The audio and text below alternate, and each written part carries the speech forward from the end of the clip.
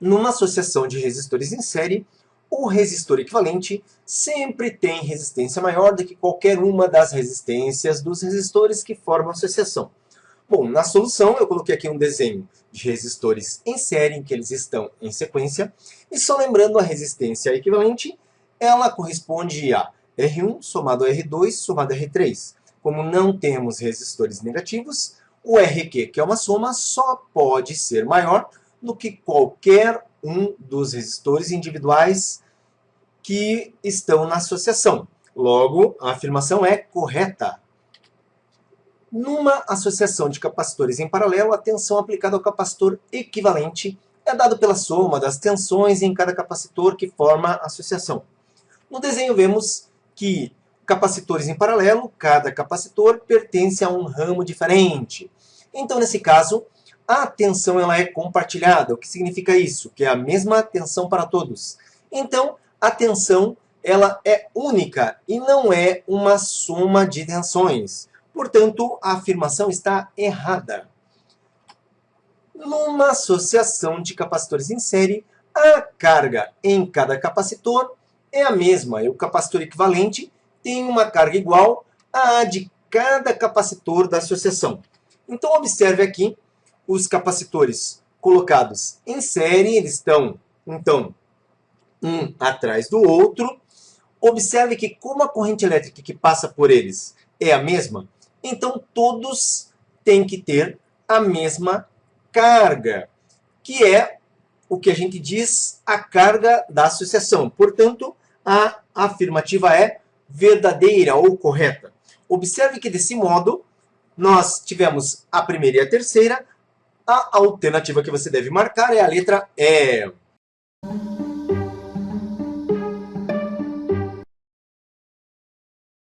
Os dois materiais têm mesma densidade em T igual a 0 graus Celsius. Então, observe, vamos começar aqui, lembrando, lá no texto você leu, que a massa é a mesma, certo?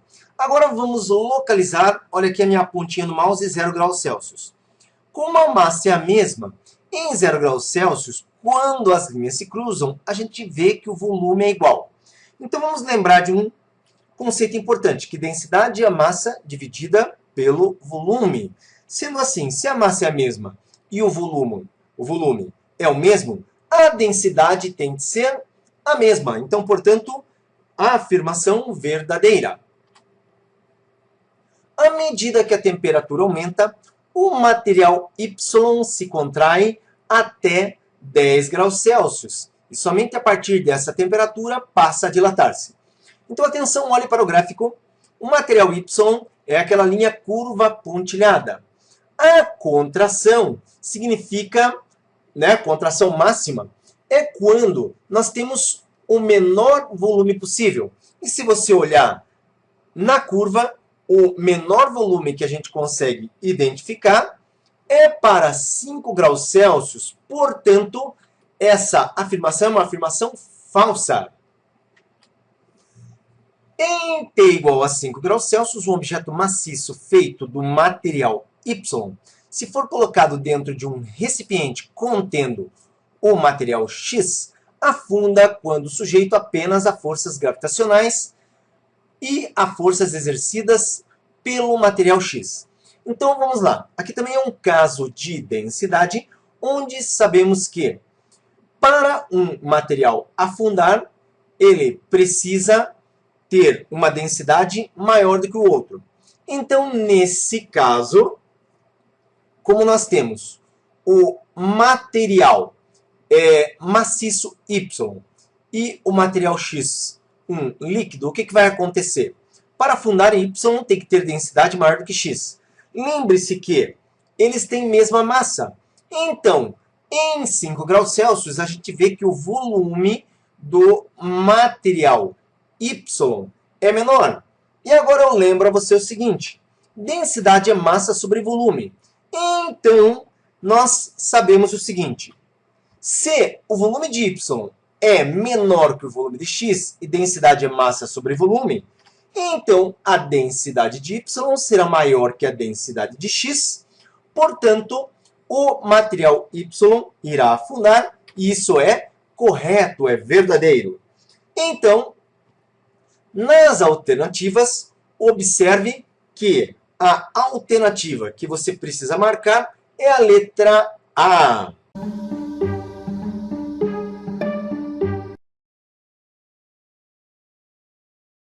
Bom, gente, essa questão ela é uma questão muito peculiar da física.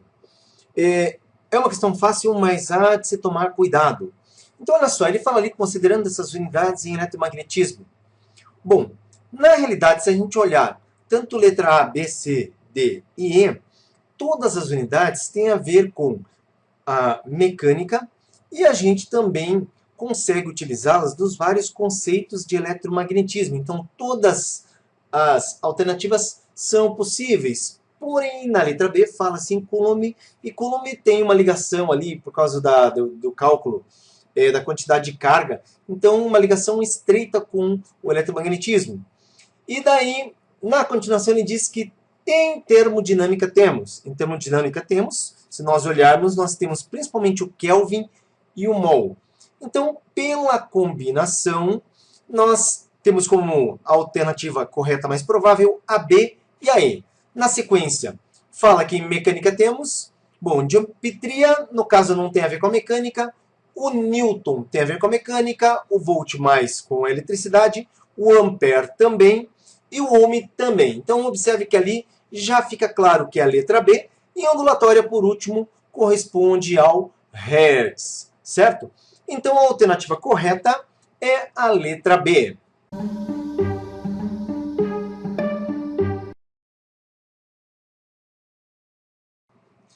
Em todo processo isovolumétrico, também chamado de isocórico, o trabalho realizado pelo gás é nulo. Presta atenção nessa palavra, isovolumétrico. Isovolumétrico significa volume constante. Agora olha o conceito de trabalho. Trabalho é pressão vezes variação de volume. Quando o volume é constante, não temos variação de volume, logo o trabalho realizado é nulo, e isso está correto ou verdadeiro. Próxima, em todo processo adiabático, a energia interna do gás é constante. Então vamos lá, o termo aqui importante é adiabático, onde adiabático significa Q igual a zero, ou seja, não há troca de calor com o meio exterior. Vamos pegar a primeira lei da termodinâmica, em que variação da energia interna, ΔU, é igual à quantidade de calor trocado menos trabalho, onde a quantidade de calor trocado é nula. Então, ficamos com a variação da energia interna ΔU igual a menos o trabalho. Bom, como existe realização de trabalho, existe variação da energia interna, e aqui está dito que ela seria constante. Então, isso é falso.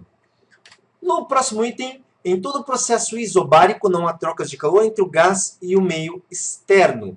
Bom, primeiro, olha essa palavrinha aqui, não há trocas de calor. Se não há troca de calor, significa que a transformação é adiabática.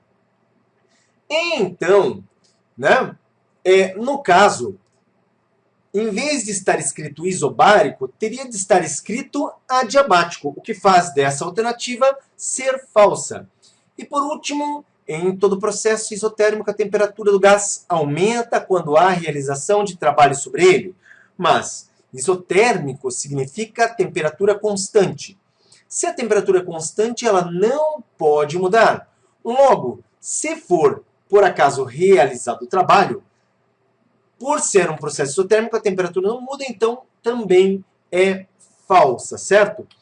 Observando, então, essa questão, a gente percebe como a letra E é a alternativa correta.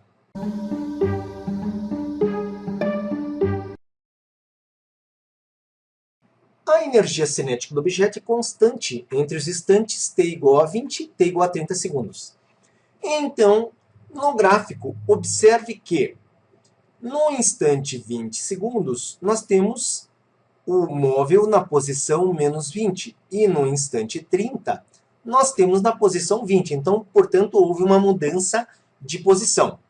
Porém, é muito importante aqui observar que entre os instantes 20 segundos e 30 segundos nós tivemos uma reta. E uma reta num gráfico espaço versus tempo significa velocidade constante. Desse modo, se a velocidade for constante, nós precisamos ter, como está destacado aqui, uma energia cinética constante, portanto verdadeiro. A força resultante sobre o objeto em t igual a 15 segundos é nula. Então, se nós formos localizar no gráfico, nós temos aqui 10 segundos, 20, em 15 segundos, observe que entre 10 e 20 ele fica na posição menos 20, então em 15 ele permanece ainda nessa posição, significa que ele está em repouso. Mas o que nós sabemos? Que pela primeira lei de Newton, significa que o repouso, a força resultante é nula, certo? Então, está correto, é verdadeiro. 3. O deslocamento total do objeto desde t igual a 0 a t igual a 40 segundos é nulo. Então, o que nós sabemos? Que o deslocamento é a posição final menos a posição inicial. A posição final ela é em 40 segundos e ela vale 20. A posição inicial é em 0 e, no caso, é exatamente 0. Logo, nas nossas contas, nós temos que o deslocamento é 20 da posição final menos 0 inicial, sendo um deslocamento de 20 metros e não nulo como afirma-se. Desse modo, concluímos que isso é falso. Voltando na questão, então, observe que a alternativa correta é a letra B, que as afirmativas 1 e 2 são verdadeiras e a terceira é falsa.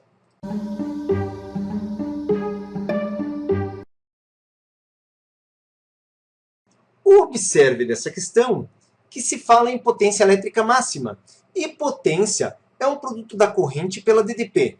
Então, observe que a maior corrente percebida é para o valor de 60 amperes, e a tensão é constante de 110 volts. Nesse caso, a potência, sendo o produto da corrente pela DDP, nós temos a maior corrente 60, a DDP, que alimenta o circuito residencial é 110, e nós temos 6.600 watts, onde transformando para kW, basta você dividir por 1000, nós temos uma potência de 6,6 kW, e com isso a alternativa correta é a letra D.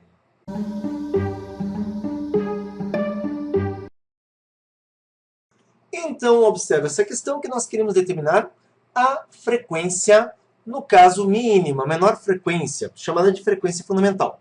Então, a flauta, ela tem 34 centímetros, e observe que eu coloquei o desenho do que seria o primeiro harmônico. Qual é o desenho característico do primeiro harmônico nesses 34 centímetros?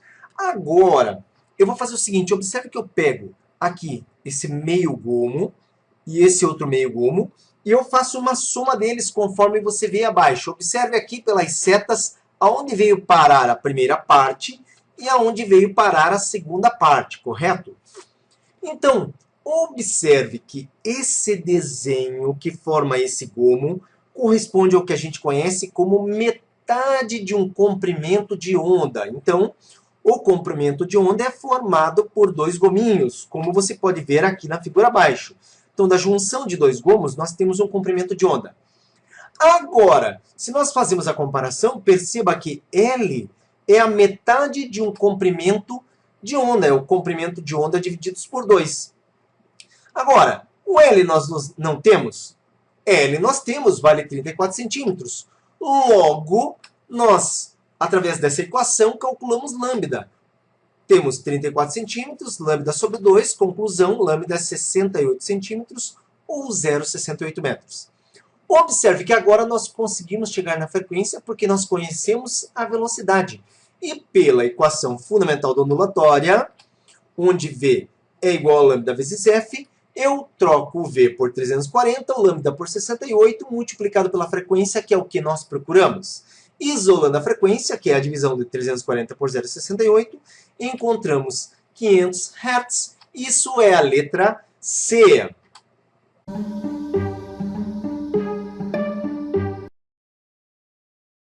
Então, nessa questão, nós temos a energia cinética, nós temos também a quantidade de movimento sendo dado, e nós temos que determinar qual foi o deslocamento desse trem para um tempo de 10 minutos. Então, atenção, olha só. Primeiramente, eu vou começar lembrando que a gente deve utilizar unidades do Sistema Internacional, em que 10 minutos corresponde o quê? A 600 segundos, certo? Agora, olha só. Lembrando, o que é energia cinética? Energia cinética é igual a 1 meio ou mv ao quadrado sobre 2. Agora eu vou fazer uma jogadinha aqui, certo? Separando esse v ao quadrado, observe que fica mv vezes v, porque v ao quadrado é v vezes v. Isso sobre 2. Só que mv é, no caso, a quantidade de movimento.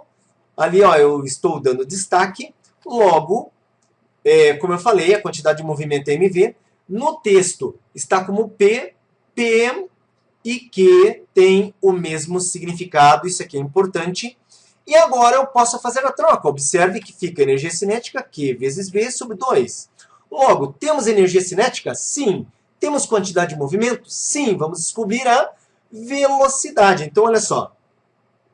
10 a sexta, que é a energia cinética, que é o mega 10 a sexta. A quantidade de movimento, que é o mesmo que o P, 10 a sexta km/metros por segundo, vezes V sobre 2. Dá para simplificar o 10 a sexta e jogar o 2 multiplicando. Chegamos a uma velocidade de 20 metros por segundo. Agora, nós podemos pegar pela equação de velocidade média mesmo. Afinal de contas, é um movimento retilíneo uniforme. E observe que ΔS igual a V vezes ΔT. Nós queremos ΔS. Descobrimos que a velocidade é 20. O tempo aqui está destacado 600. Multiplicando, temos 12.000 metros. Isso corresponde, no caso, a 12 km. Alternativa correta, a letra C.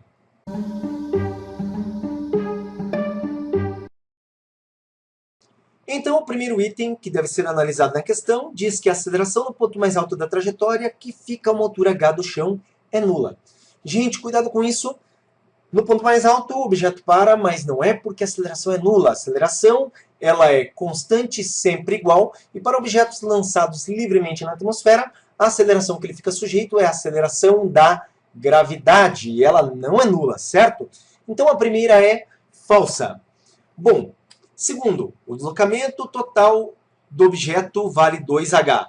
Cuidado, porque isso é a distância percorrida. Ele é lançado do chão, sobe uma altura h e desce uma altura h. Isso foi a distância que ele percorreu ao longo da trajetória. O deslocamento é diferente. Ele subtrai a posição final da posição inicial, mas se sai do chão e retorna ao chão, a posição final e a posição inicial é exatamente a mesma, o que faz com que o deslocamento nessa subtração seja nulo. Então, essa alternativa é falsa. E o terceiro diz que o tempo de subida até a altura h é igual ao tempo de queda da altura h até o chão. Veja que quando um objeto parte de um nível de altura e ele retorna ao mesmo nível de altura, o tempo de subida tem que ser igual ao tempo de descida. E é exatamente isso que acontece. O corpo, observe, ele sai do chão, sobe a altura h, e daí da altura h ele retorna ao chão. O nível de saída e de chegada é o mesmo, portanto, o tempo de subida é igual ao tempo de chegada, e isso faz com que o terceiro item, o que está sendo afirmado, é correto, certo? Voltando então, lá na questão, a gente percebe que a alternativa, no caso, correta, corresponde aqui somente à terceira, o que está na letra C. Então, nós chegamos ao final dessa resolução da prova 17/18 da Universidade Federal do Paraná, primeira fase. E se você está estudando para esse vestibular da Federal, você veio ao lugar certo. Eu vou deixar ali na descrição o link das outras aulas dos outros anos do vestibular da Federal para que você possa estudar, certo? E aqui sempre nós teremos várias questões, várias abordagens sobre a Universidade Federal do Paraná, sobre o Enem. Então, como eu falei, eu sou o professor Carlos Mainardes. Pode contar comigo, você veio ao lugar certo. E Eu ainda vou colocar uma propaganda que você pode assistir, que fala do meu site, o Física Inbox, que lá existem questões de vestibular, uma série de questões de vestibular com vídeos também para você estudar, certo? Então, muito bom ver você por aqui. Até a próxima! Você precisa aprender física? Então veja como essa tarefa pode ser muito fácil. Acesse no seu computador, smartphone ou tablet www.physicainbox.com.br. Lá você vai encontrar vários assuntos para estudar. Escolha um assunto. Dentro de um assunto, observe que nós temos vários conteúdos. Escolha um conteúdo para resolver questões online. Escolha uma alternativa. Verifique a resposta. Legal! Essa questão você acertou. Vamos para a próxima? Escolha novamente uma alternativa. Dessa vez você errou, mas nós ajudamos você com um vídeo que mostra a resolução. Vem para o Física Inbox e comece a estudar agora mesmo. Aqui você aprende física.